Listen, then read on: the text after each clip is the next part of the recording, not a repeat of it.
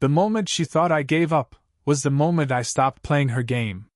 The email hit Charlotte's screen at 8:17 a.m., a clean white interface with a single line that didn't look dangerous until you read it twice. Account access revoked. She blinked, once, then again, like the words might rearrange themselves into something harmless, something reversible, but they didn't. Her fingers hovered over the trackpad, steady on the surface. But I knew that feeling, that quiet tremor underneath control, the kind you don't show when people are watching. 3 months earlier, she had been laughing in our kitchen, leaning against the marble counter we picked out together, telling her friends over wine that I had finally broken. "He walked away," she said like it was a punchline. "Didn't even fight for it."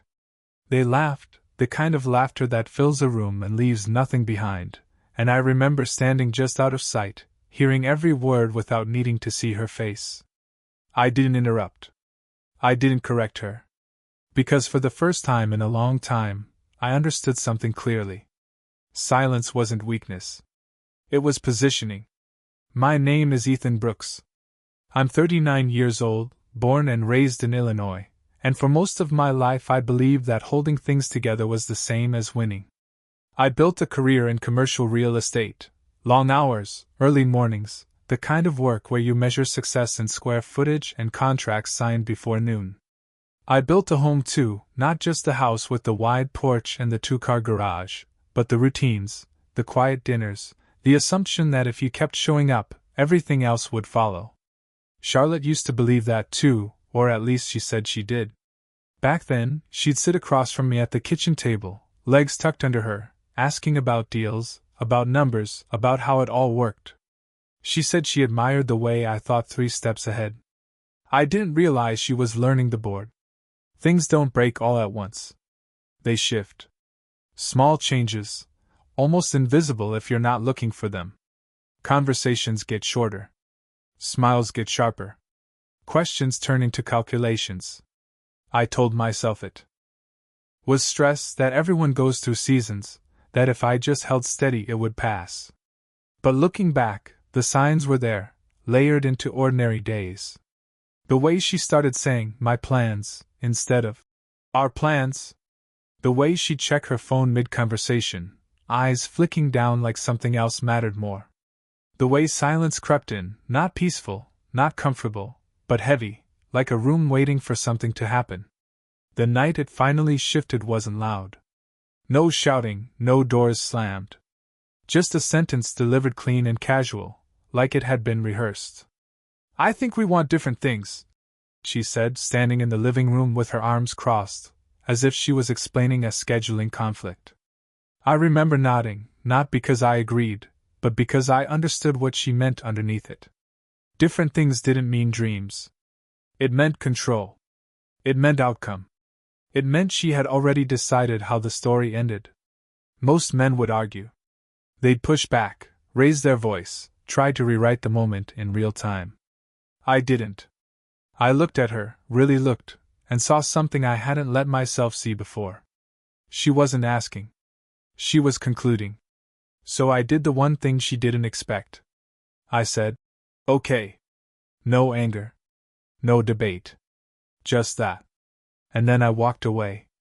Not out of the house in a rush, not with a bag thrown over my shoulder like some dramatic exit, but quietly, deliberately, like a man stepping off a path he already knew the ending to.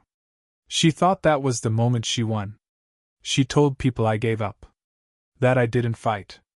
And she was right about one thing. I didn't fight her. Because by then, I wasn't trying to win the argument anymore. I was setting up something she wouldn't see coming until it was already done. The first week after I left, nothing dramatic happened, and that was the point. No shouting messages, no midnight calls, no attempts to pull me back into a conversation that had already been decided without me. The house stayed quiet behind me, and I let it. I rented a 1-bedroom apartment 20 minutes outside the city, the kind of place no one notices, 3rd floor, corner unit, beige walls and a view of a parking lot that never quite filled up. It was not home, but it was enough. I kept my routine simple. Wake up at 6, coffee by 6:15, laptop open by 7. From the outside, It looked like a man rebuilding. Inside, it was something else entirely. I was not starting over. I was stepping into a plan that had been forming long before I walked out that door. Charlotte thought the silence meant I was lost. She told people I disappeared, that I could not handle pressure, that I folded the second things got hard. I heard about it through mutual friends, the kind who try to stay neutral but cannot help repeating what they hear. I did not correct them. I let the story settle exactly where she wanted it. Because the more convinced she was that I was gone, the less she looked for what I was still holding. Most people think control is loud. They think it looks like arguments, like decisions made in real time, like someone raising their voice until the other person backs down. Real control does not work like that. It is quiet. It is paperwork. It is timing. Weeks before I left, I started reviewing everything we had built together. Not emotionally, not from a place of resentment, but like I would review any portfolio. Assets, ownership structures, account access, liabilities. Every line told a story, and most of those stories had one thing in common. They were in my name. Not because I planned it that way from the beginning, but because of how things evolved. I handled the deals. I signed the contracts. I built the relationships. Charlotte liked the lifestyle, the travel, the events, the sense that we were moving forward, but she never cared about the mechanics underneath. That was my lane. And lanes matter when things start to shift. I moved carefully. Not in big gestures, not in ways that would trigger questions, but in small adjustments that looked like routine management. I updated account permissions. I reviewed operating agreements. I shifted timelines on a few pending deals. Nothing illegal. Nothing dishonest. Just precise. Just deliberate. The kind of changes you only notice if you are looking for them, and she was not. She was focused on something else entirely.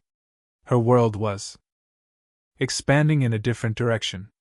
New dinners, new people, new conversations that did not include me anymore.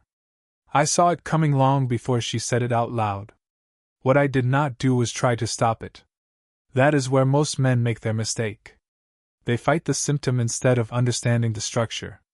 I did not chase her attention. I did not demand explanations. I watched. I listened. I learned exactly how far she was willing to go when she thought there were no consequences. The day I walked away, I did not just leave a house. I left a version of myself she had already decided was finished. And in doing that, I gave her something dangerous. Space. Space to act without resistance. Space to believe she had full control. Space to make moves she thought were safe. That is the part no one talks about.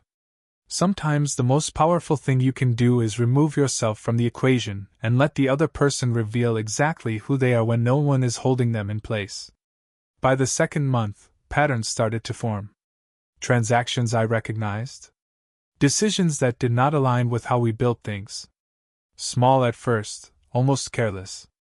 But patterns are never random. They lead somewhere. And I was already there, waiting, not to confront, not to argue, but to let the system respond exactly the way it was designed to when certain lines were crossed. By the third month, Charlotte stopped being careful, and that was when everything became clear. It was not one big mistake, not a single reckless decision that anyone could point to and say that was the moment it all went wrong.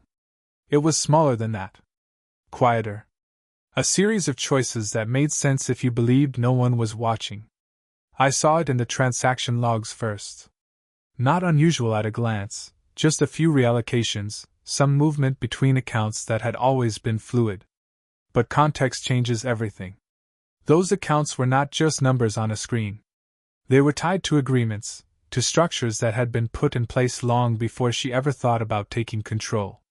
She did not know that. Or maybe she assumed she did. Confidence can do that. It fills in gaps with certainty. She started treating shared assets like they were entirely hers. Signing off on things without checking the underlying terms. Moving funds in ways that looked efficient but ignored the boundaries that had been quietly reinforced weeks earlier. I did not intervene. That is the part people struggle to understand. They think power means stepping in, correcting, stopping something before it goes too far. But stopping it early would have protected her. Letting it continue allowed the system to do exactly what it was designed to do. I remember the morning it shifted from theory to reality. I was sitting at my kitchen table, the same routine, coffee still warm, laptop open, reviewing a set of updates that had come through overnight. There it was. A transfer that crossed a line she did not even know existed. It was not dramatic. No alarms. No flashing warnings. Just a quiet confirmation that a threshold had been reached. I leaned back in my chair and let the moment settle. Not because I was surprised, but because I knew what came next. Structures are not emotional. They do not care about intent or explanations. They respond to conditions. And once those conditions are met, they move. By mid-morning, the first restriction activated. Access levels adjusted automatically, permissions shifting in a way that would feel like a glitch to anyone on the outside. By noon, secondary protections followed, accounts flagging inconsistencies, requiring verification she could not immediately provide. It was not a shutdown. Not yet. It was pressure. Controlled, precise, and completely within the rules she had never taken the time to understand. I imagined her sitting at the same desk she had taken over after I left, opening her laptop the way she always did, expecting everything to respond the same way it had the day before. That is how these things work. The world feels stable until it does not.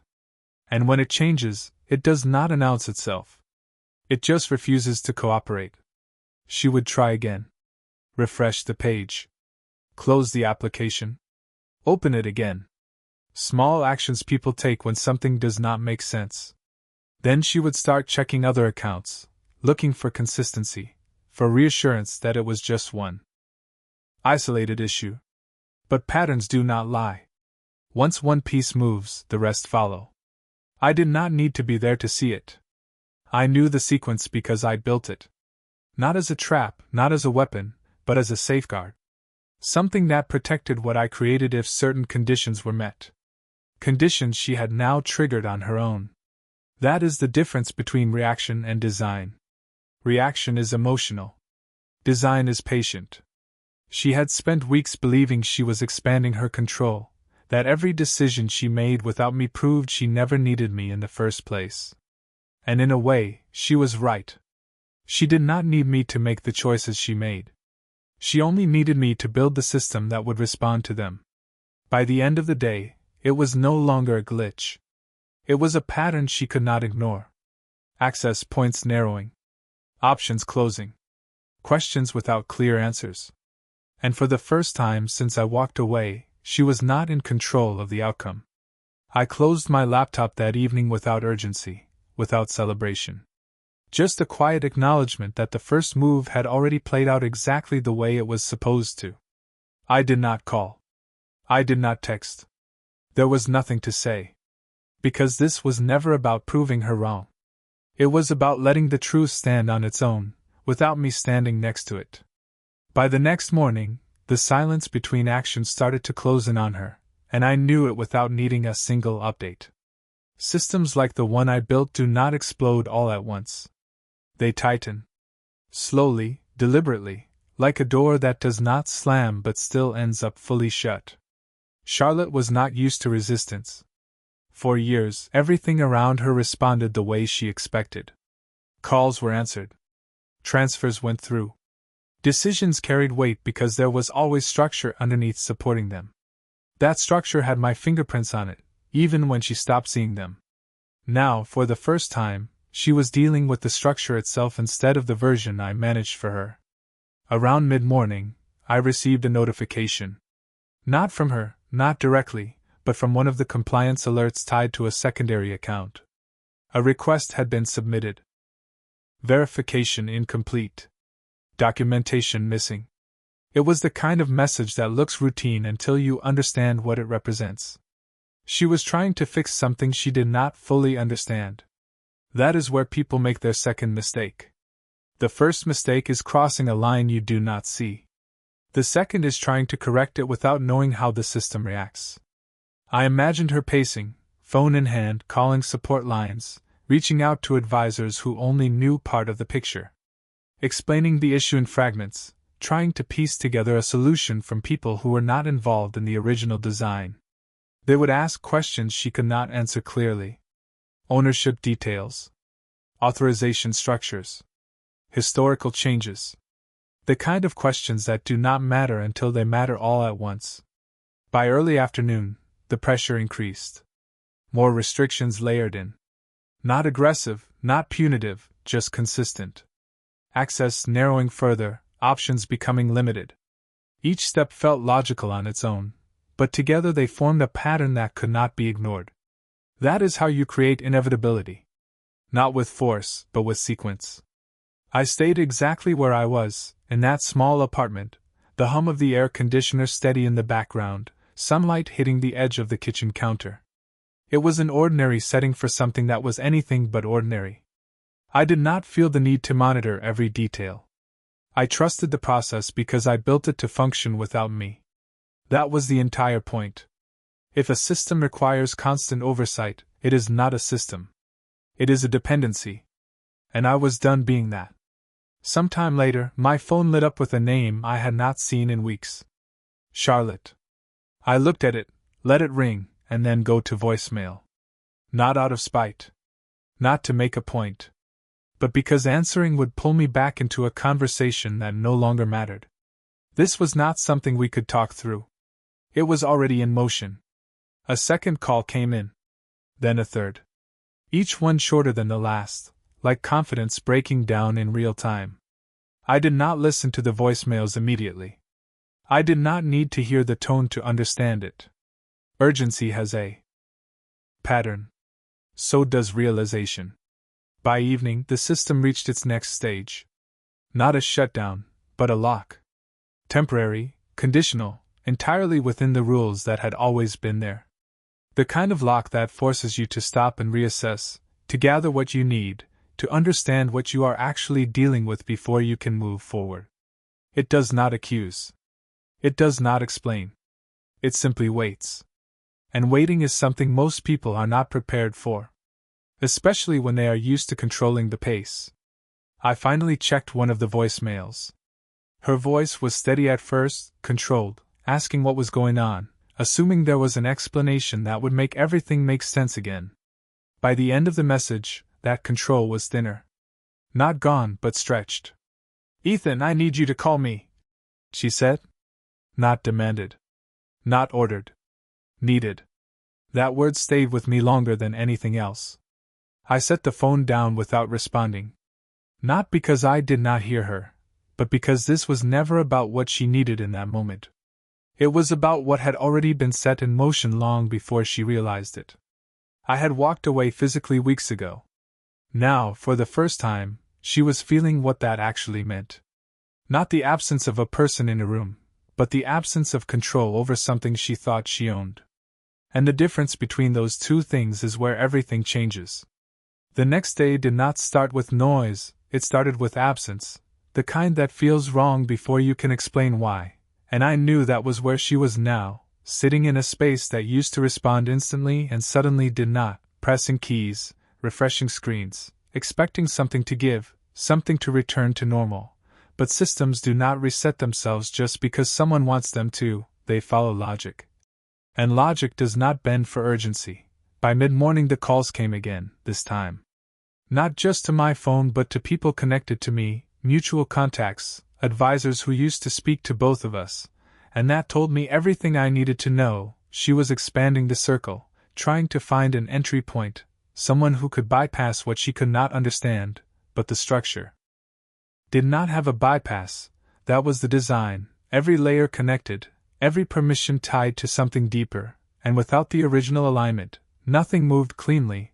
I checked one of the secondary dashboards, not to intervene but to observe, and there it was, escalation attempts, requests flagged for review, access requests marked incomplete, each one adding weight to the situation without resolving it.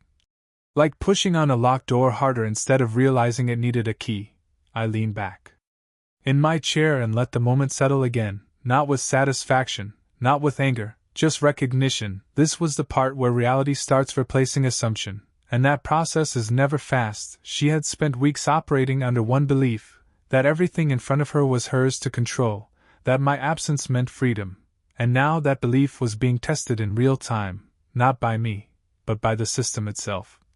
Around noon, a new pattern appeared: external inquiries, legal consultation requests. The kind that signal someone is starting to understand that this is not a simple technical issue, it is structural, and structure requires a different kind of solution, slower, more deliberate, and far less forgiving. I could almost map the conversation without hearing it: questions about ownership, about authorization, about why certain actions triggered restrictions, and the answers would not be simple. Because the truth rarely is when it has been ignored for too long. By late afternoon, the system moved again, not aggressively, just consistently. Another layer of limitation, another set of conditions requiring verification, each step narrowing the available paths until only one remained. Pause and reassess. That is the moment most people resist, because pausing feels like losing control, but in reality, it is the only moment where control can be understood again. My phone lit up once more. Her name again, and this time I let it ring longer before it went silent, not because I was deciding anything, but because I wanted to feel the distance clearly, the separation between who I used to be in that situation and who I was now. There was a time I would have answered on the first ring, tried to explain, tried to fix, tried to hold everything together even when it was already breaking, but that version of me was the one she thought had given up, and she was right about that part. I had given up on that role. I picked up the phone and opened the latest voicemail. Her voice was different now, still controlled, but the edges were sharper, faster, as if time itself had become part of the pressure. She was asking direct questions now, not assuming, not concluding, asking, "What did you do, Ethan?" And that question carried something new, not just confusion, but realization that this was not random, that there was intent behind what was happening. I let the message finish and placed the phone face down on the table, because answering that question would shift the entire dynamic. It would turn something inevitable into something negotiable. And I was not interested in negotiating with a system that was already doing exactly what it was meant to do. Outside, a car passed through the parking lot, tires rolling over loose gravel, a small sound in an otherwise quiet afternoon, and I found myself focusing on that instead of the situation unfolding miles away, because that was the difference now. Distance was not just physical, it was strategic. It allowed everything to play out without interference, without emotion clouding the process. By evening, the pressure had settled into something steady. No longer surprising, no longer sudden, just present, and that is when understanding begins, not in the moment of shock, but in the slow realization that things are not going back to how they were, that the system has shifted permanently, and the only question left is how to respond to it, not how to undo it. I closed my laptop again, same as the night before, not rushing, not lingering, just acknowledging that another phase had completed. And that whatever came next would not require me to step back in, because I had already stepped far enough away for the outcome to take shape on its own. By the following morning, the situation had crossed a line that could not be explained away as confusion or delay, and I knew she felt it before she could define it. Because that is how pressure works when it becomes constant. It stops feeling like an interruption and starts feeling like a new reality, the kind you cannot ignore no matter how many times you try to reset it. And Charlotte was not someone who ignored reality for long, she adapted to it. But adaptation requires understanding, and understanding requires context, something she did not have, not fully, not yet. I could see the shift in the pattern of activity: fewer random attempts, fewer scattered requests, replaced by something more focused, more deliberate. She was no longer reacting blindly, she was trying to map the structure, trying to find the edges of what she was dealing with. And that told me she had started asking the right questions, not the easy ones, not the surface-level fixes, but the deeper ones that lead to uncomfortable answers: ownership trails, authorization hierarchies, conditional triggers, the kind of language that does not appear until something has already gone wrong. By midday, a formal inquiry was initiated through one of the legal channels tied to the accounts, not aggressive, not confrontational, just precise. requesting clarification on authority and control, and that was the moment everything aligned exactly as it was designed to, because the system does not respond to emotion, it responds to structure, and structure always points back to origin. I did not need to read the full details to know what it revealed: the names, the signatures, the timelines, every piece connecting back to decisions made long before she believed she was in control. I stood by the window of that small apartment, looking out over the same parking lot that had not changed since I arrived, and for a moment, everything felt still, not because nothing was happening, but because everything was happening exactly where it needed to, without me needing to step in. My phone remained quiet for most of the afternoon, which was different from the days before, and silence like that does not mean resolution, it means recalculation. She was no longer trying to fix it quickly, she was trying to understand it correctly, and that is a slower process, one that forces you to confront what you missed, what you assumed, what you never questioned because things always worked, until they did not. Late in the day, a single message came through, not a call this time, not a string of voicemails, just a text, direct, controlled, and very different from before. "We need to talk. This is bigger than I thought." I read it once and set the phone down, because that sentence carried the weight of realization, not just that something was wrong, but that it was beyond her ability to manage alone, and that was the point where most people expect the other person to step back in, to explain, to guide, to help navigate what they built, but stepping back in would change the outcome, it would turn clarity into negotiation. And I was not interested in returning to a position where everything depended on me being present. The system was doing what it was built to do, it was revealing the truth through structure instead of words, and words can always be argued, but structure cannot. As the evening settled in, I opened my laptop one more time, not to monitor, not to adjust, but to confirm what I already knew. The final layer had not fully activated yet, but it was close, conditions aligning, thresholds nearly met. And once they were, the outcome would no longer be gradual, it would be clear, undeniable. Something that could not be reframed or softened. I closed the screen slowly, not with tension, not with anticipation, just with the quiet understanding that the end of this phase was approaching, and when it arrived, it would not require a conversation, it would not require an explanation, it would stand on its own, the same way everything else had, built step by step, decision by decision. Until there was nothing left to question, only something to accept. The shift did not happen all at once, but when it arrived, it was unmistakable, the kind of change that does not need to announce itself because everything around it starts behaving differently. And by the 7th day of that final phase, Charlotte was no longer trying to regain control, she was trying to understand how she had lost it in the first place. The inquiries had slowed, not because the problem was solved, but because the answers she was receiving were no longer giving her room to move, they were narrowing her position, defining it in terms that could not be adjusted with a phone call or a quick correction. Ownership clarified, authority outlined, conditions explained in a way that made it clear this was not a temporary disruption, it was a structural reality she had stepped into without realizing it. I could see it reflected in the final reports that came through that morning, not dramatic, not aggressive, just complete, the kind of completeness that leaves no loose ends to pull on, every account aligned with its original framework, every access point tied to verified authority, every attempt to override or redirect marked and resolved within the system itself. And that is when the difference between perception and reality becomes impossible to ignore. She had been operating on perception.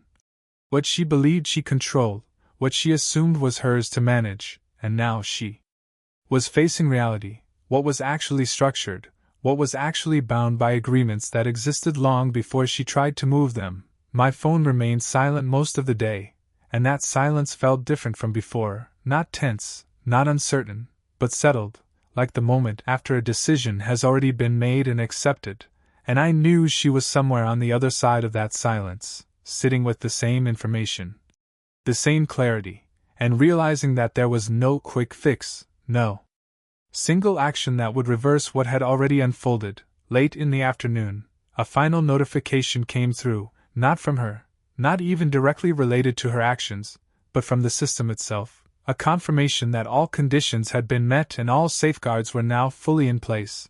It was not labeled as a victory, it was not framed as a conclusion, it was simply a state, stable, complete.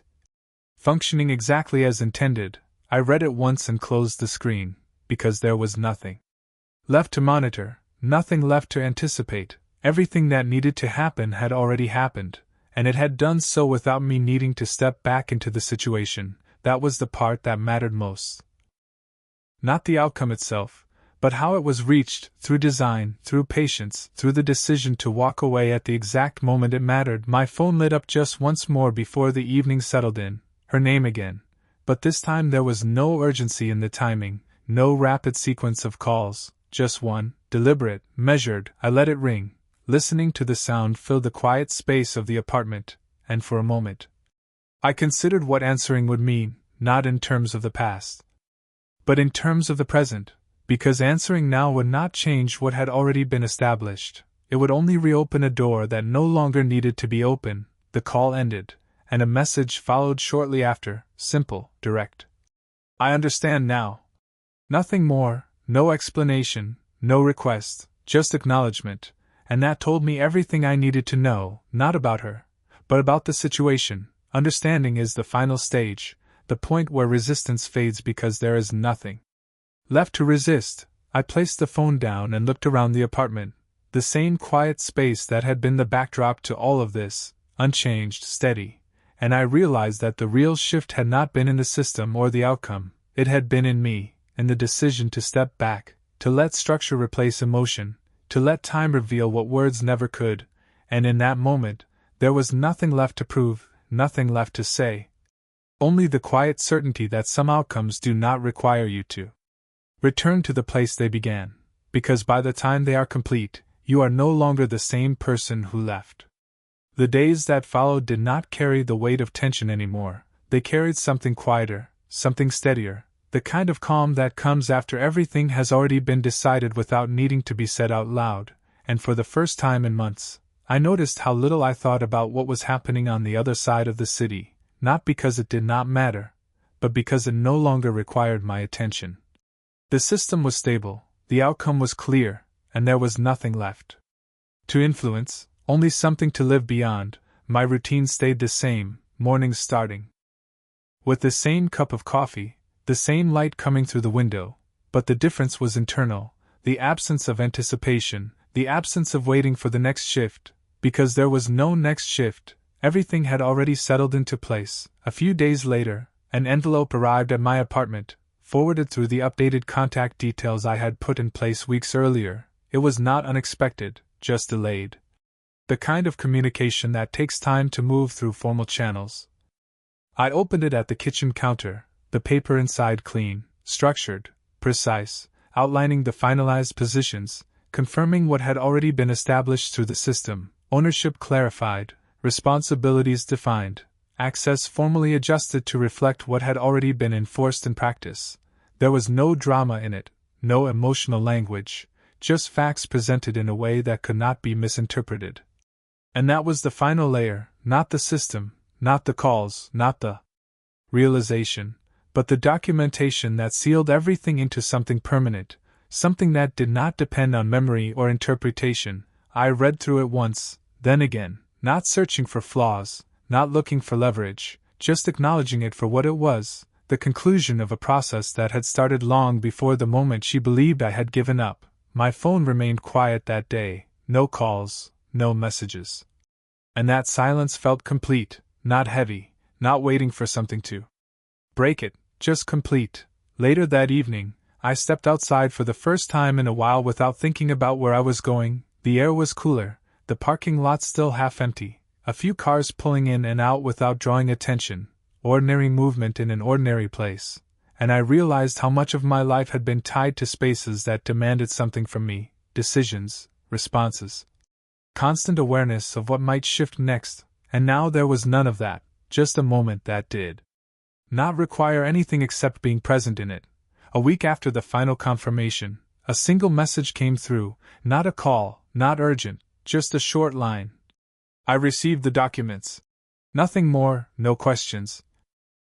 No attempts to reopen anything, just acknowledgement, the same way her earlier message had been, and that consistency mattered, not because it changed anything, but because it showed that understanding had settled into acceptance. I read it, then placed the phone down without responding, not out of distance, but because there was nothing left to add. Everything that needed to be said had already been expressed through actions, through structure. Through time, words would only repeat what was already clear. As the night settled in, I sat by the window again, the same view, the same quiet, but it felt different now, not like a temporary place, not like a pause between something that ended and something that had not started yet, but like a new baseline, something steady that did not depend on anyone else's perception.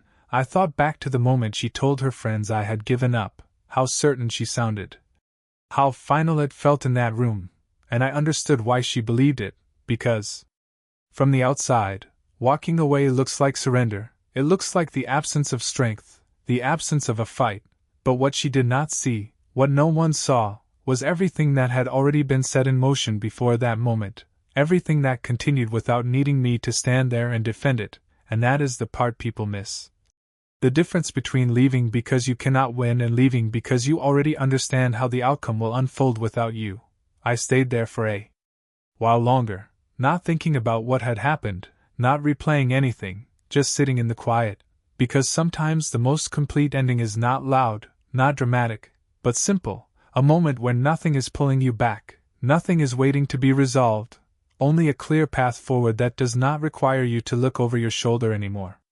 The final shift did not feel like a victory, not in the way people usually define it.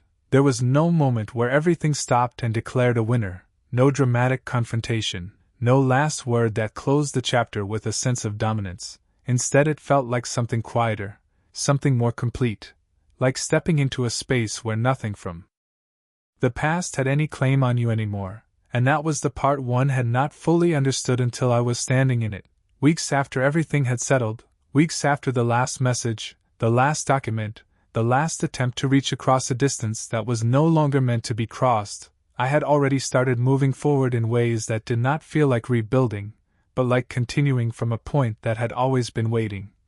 New projects, new structures, the same discipline applied to something that did not carry the weight of what came before, and the difference was clear in how I approached it. No urgency to prove anything. No need to validate decisions through someone else's understanding, just clarity, the kind that does not need to be explained.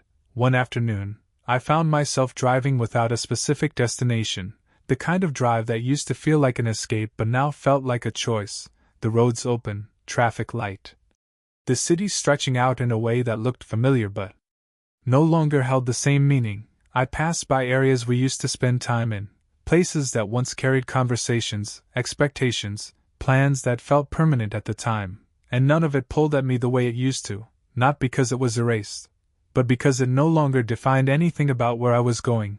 That is something people misunderstand about walking away. They think it means forgetting or pretending something never mattered, but it is not that, it is understanding it completely and still choosing not to carry it forward.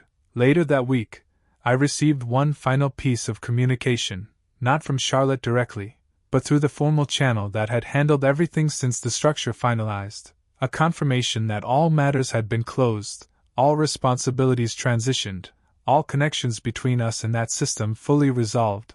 It was the kind of message that does not invite a response. It simply exists as a record, a clean line drawn where there used to be overlap. I read it once and archived it without hesitation, not because it was unimportant, but because it had already served its purpose. There was nothing left in it that needed my attention. That evening, I sat in the same apartment, the same quiet space that had been the backdrop to all of this. But it no longer felt temporary, it felt intentional, like a place I chose rather than a place I ended up, and I realized that was the real outcome, not what happened to her, not how the system responded, but how completely I had stepped out of something that once felt like it defined everything. And how little I needed to look back to confirm that it was over. I thought about that moment in the kitchen again, her voice, the certainty in it when she told people I had given up, and I understood now that from her perspective, that is exactly what it looked like, a man who did not fight, who did not argue, who did not try to reclaim what was slipping away, but what she did not see, what no one in that room could have seen, was that the fight had already been decided long before that moment, not through confrontation, but through design, through patience, through the willingness to step back and let everything reveal itself without interference. I stood up, walked to the window, and looked out over the same quiet view, the same ordinary scene that had framed every stage of this process, and there was a sense of completion in it that did not need to be announced, because the most definitive endings rarely are. They do not come with noise, they come with clarity, with the absence of anything left unresolved. And in that clarity, there was one thing I knew without question. Walking away had never been about losing, it had been about understanding that the outcome did not require me to stay, and once I saw that clearly, there was nothing left to return to.